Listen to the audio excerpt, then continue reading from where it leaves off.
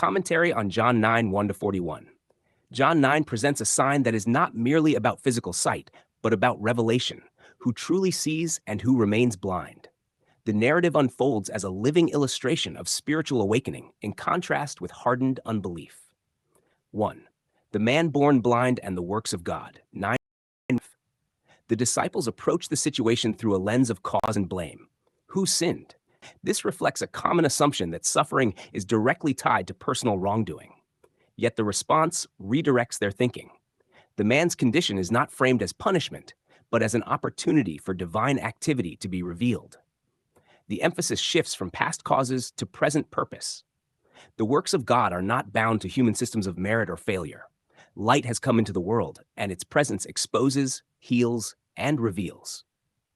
The statement, "I am the light of the world," connects this moment to a larger reality. Illumination is not just physical, but spiritual, bringing clarity where there was none.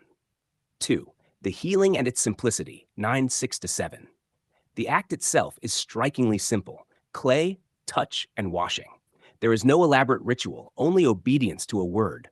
The man participates by going to the pool and washing, and the result is immediate sight. This moment illustrates that transformation is not achieved through human effort or qualification. The healing comes from outside the man, not from within him. His role is simply to respond. Confusion. Among the neighbors. 9, 8-12.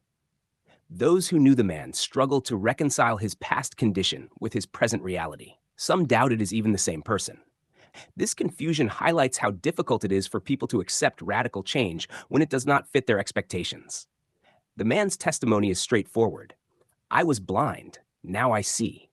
He does not present a theological argument, just a personal reality. His clarity contrasts with the uncertainty of those around him. 4. Interrogation by the Pharisees. 9-34.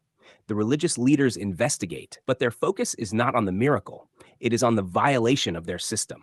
The healing took place on the Sabbath, and this becomes their primary concern. Division arises among them. Some recognize that such a sign cannot come from one who is opposed to God, while others cling to their framework. Their questioning becomes increasingly intense, even calling in the man's parents. The parents respond cautiously, fearing exclusion. This introduces a key tension: the cost of acknowledging what is plainly evident.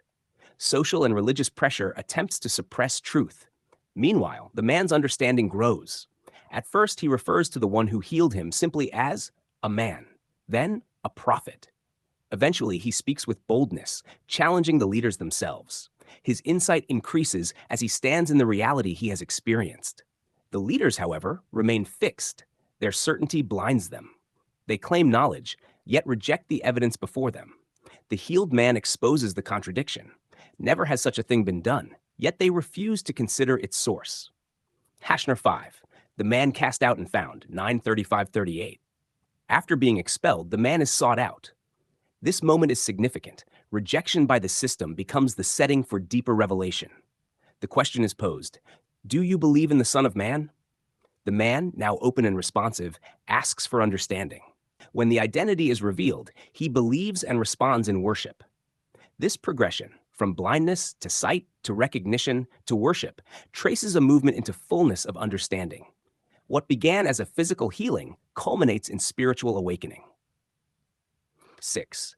Judgment and true sight. 9:41. The closing statement brings the entire account into focus. Those who do not see will see, and those who claim to see will become blind.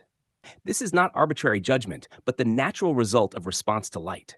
Those who acknowledge their lack receive sight. Those who insist they already possess it remain in darkness. The religious leader's final question, "Are we also blind?" reveals their condition. Their claim to sight is precisely what prevents them from receiving it. Key themes: revelation over assumption. The narrative dismantles human frameworks that attempt to explain everything through cause and blame. Grace in action. The healing is given freely, apart from the man's effort or worthiness. Progressive understanding. The healed man grows in awareness, while the leaders remain static. True blindness. Not the absence of sight, but the refusal to see. Separation and inclusion. Being cast out by one system leads to being brought into deeper truth. Summary.